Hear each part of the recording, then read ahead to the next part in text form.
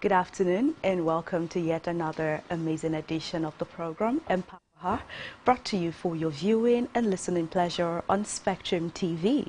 It is yet another very amazing focused story on the life and reality of a woman. Today we will be talking about human trafficking, but we will be concentrating on the trafficking of a woman. Focus on the problems. We're going to focus on the reality of all of this. And today is just that time when we talk about the life of a woman, the silent crisis of this trafficking. And today I am welcoming you to the program Empower Her. We're talking about the life of a woman, not just her dreams, but her strength, her resilience. We're also talking about the harsh realities many women face in silence. Today we are going to confront a global crisis, human trafficking. Of course, you want to ask yourself this afternoon what human trafficking is, but it is a form of modern-day slavery. That is one thing you should know. It involves the use of force, fraud, coercion to exploit people for labor, sex, or profit. You see, it is not just a crime, but it is a violation of human dignity. Every year, approximately 1 million people are trafficked globally, and this is according to the Encyclopedia Britannica. But behind these numbers are real women, real lives, and real stories. Today we are going to be exploring the vulnerability and the reality, understanding what trafficking really means in the life of many women from childhood up until their teenagehood. Poverty, limited access to education, gender discrimination. We're going to talk about violence and abuse. These conditions continuously create vulnerability, and traffickers exploit this vulnerability. You see, globally, women and girls make up about 70% of victims that have been trafficked, and this is according to the encyclopedia. In sex trafficking, over 90% of victims are women. Statistica tells us this afternoon. This is not a coincidence. It is rather a pattern that is rooted in inequality. And through time and time again, human trafficking is not new. It dates back to the ancient times, from the transatlantic slavery to the forced labor systems across continents. What has changed is not the crime, but its method. And so today you have to stay with us. Make sure you do not touch the amazing episode of reality, an episode of discovery, an episode that exposes the vulnerability of women, and you might just want to tap in to all of the amazingness. Stay with us, don't touch the amazing dial. It's still Empower Her, and my name is Rita Inung, your anchor and pilot on the program. Make sure to not touch the amazing dial. I will be right back.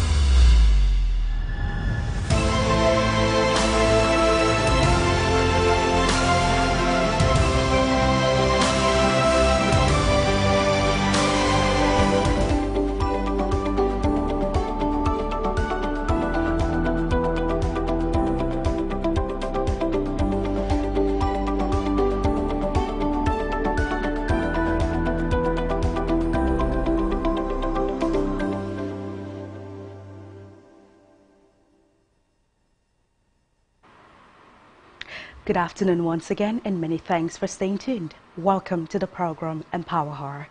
We're talking about human trafficking, and we are concentrating on women who are being trafficked through time. And we have said that human trafficking is not new. Of course, it dates back to ancient times, from the transatlantic slave trade to forced labor systems across continents even. You see, what has changed is not the crime, but the methods by which this crime is perpetrated. You see, today trafficking is more hidden, more organized, and more global. Globalization has made it easier for traffickers to operate across borders. This is according to the encyclopedia. The internet has even become a major tool for the recruitment of women. What used to be chains and ships is now forced job offers, social media, deception, and even family backgrounding that have chased these girls out to be coerced, to be forced, to be defrauded, and put into a system that leaves them traumatized of stories, from Aisha's story to yet another story of Christiana. And these people have pleaded to be anonymous only because they have not gotten through the trauma of living in this modern day slavery once upon a time. And we're going to start this afternoon by sharing the story of Aisha that has been animated in this form for you to see. Look at your screen, read every bit of it. It goes what she feels of herself at this point in time. Well, we're going to leave it right now. Watch on your screens and think about it. Know that it's involved, but so much trauma for the persons that has been definitely and truly involved.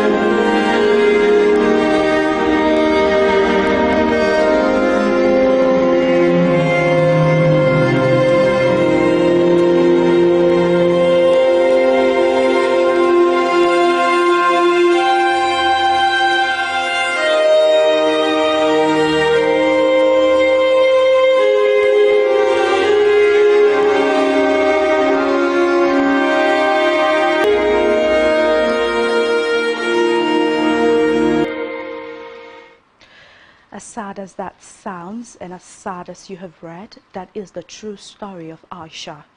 Aisha was told that she was going to be involved in a housekeeping job, basically, and she was going to stay with the family. They would send her to school. In return, she only had to clean, she only had to make sure that the house was nice and the children were well fed and clothed in the absence of their parents. But guess what? That was all the trip to Libya, where she started to get trafficked, to people, men, women, and even animals for money. This is a very gory story, and the trauma has not left Aisha right now enough to have her open her face or even lend her voice to a movement. And so we could only try to share that story with the video you saw in an animated version right on your screen. Well, up next we will be hearing the voice of Christiana. Christiana is going to be sharing her story with us. This one is talking about what drove her outside, how she found herself outside in the first place, what the situation at home was like, what she has had to deal with, and how she is coming out of it. Remember, I did tell you the topic of the conversation today is the life of a woman. It talks about the vulnerability, the problem, the trauma, the situations and the instances bottling up to even the events and everything in between that a woman has to go through and what they are being targeted for. Let's listen to Christiana this afternoon.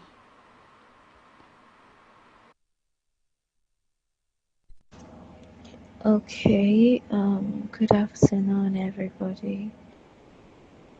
I would prefer to remain anonymous while making this voice note. I am a girl who has faced emotional, mental, and physical abuse. I grew up in a male-centered family where whatever the son does is correct, while the girls get to suffer for what they have no idea about. I would not like to go into details because it is a very painful. To pick a few points before I say I will come back home, and then he gets violent because I have not made food when I already asked, and he would take the things I used to sell, my business stuffs, and then he would start telling me God will punish me, my business will never prosper, and some other hurtful things. I grew up with panic attack. I don't know if most of you know about it, but then it is a very terrible situation, worst form of anxiety. The increased heartbeat, the difficulty in breathing, the sweaty palms. It was very terrible. I remember when I had this and my mother told me, don't make noise so the neighbors don't hear.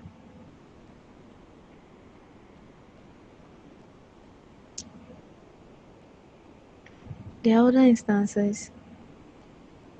I'm so scared to leave the house. I'm so scared to come back. I was living in hell, like they knew nothing about it. Mind you, this person goes around saying I'm into prostitution, I'm into lesbianism, and I abuse children. But I would love to advise people that are going through the same thing I went through. Your life doesn't start and end there. You may be scared. What am I going to do when I step out? I'm hustling. I'm doing about 3 jobs, and I can boastfully say I'm taking care of myself. It's going to get better. So please and please, if you are someone going through this, I would want you to always prioritize your health, your life. There is still light at the end of the tunnel.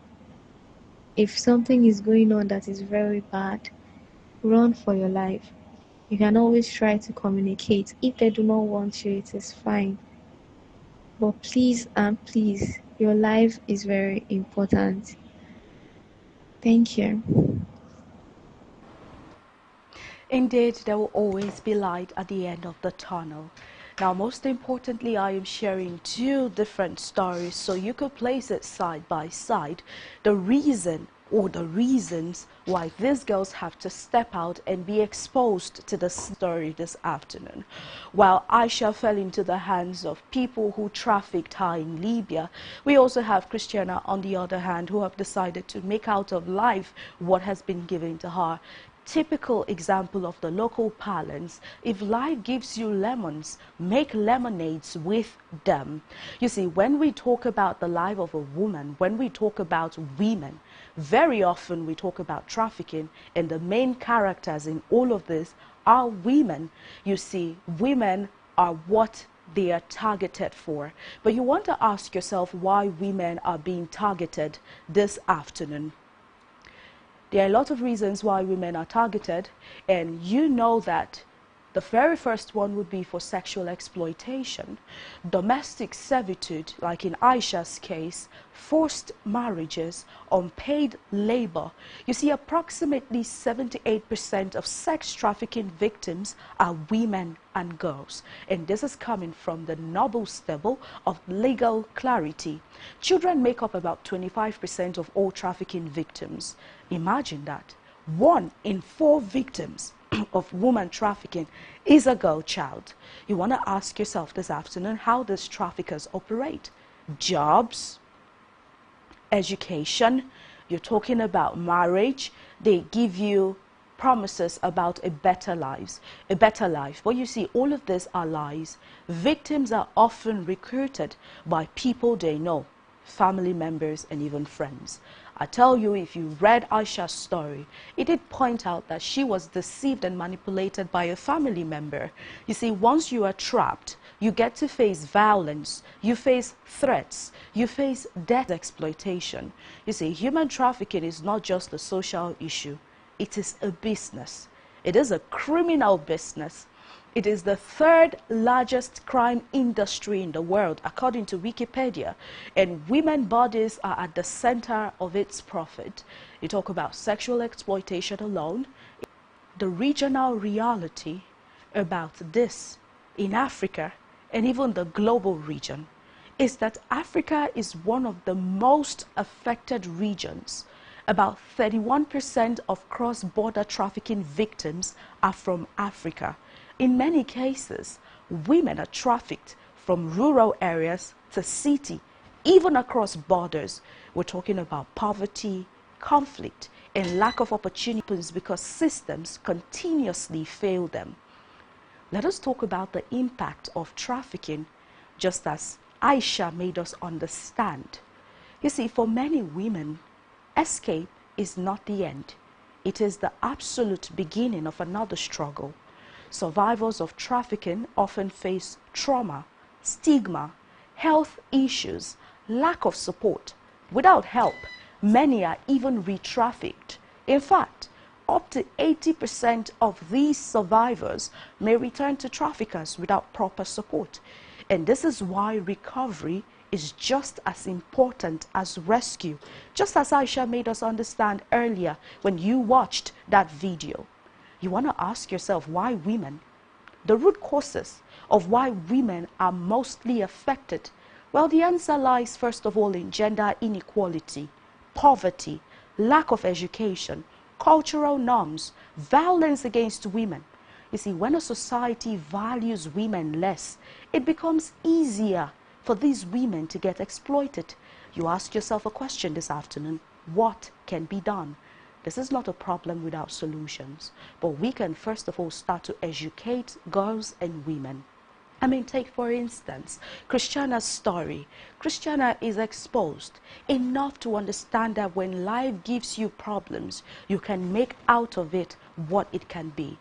She did not mention that she did not run to people for help, but she said she rose up to the occasion and she understood that there is dignity in labor, there is pride in hustling, and there is love and peace in making sure you create economic opportunities for yourself as a woman.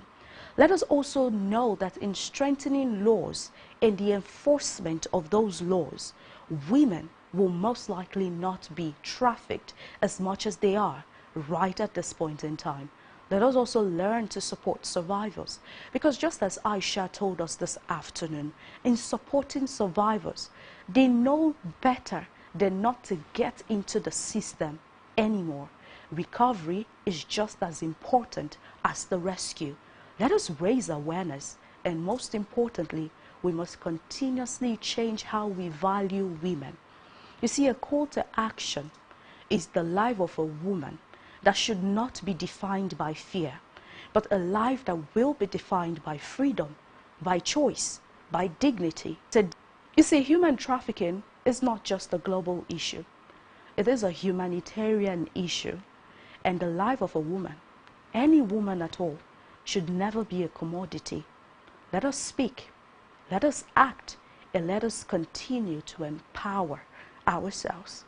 One story at a time, we will continue to create awareness. We will continue to love. We will long to bound us in and continuously keep us shackled in. Life is beautiful, and every woman deserves to experience the beauty that life can give and the peace that life can bring. You have been watching the program Empower Her.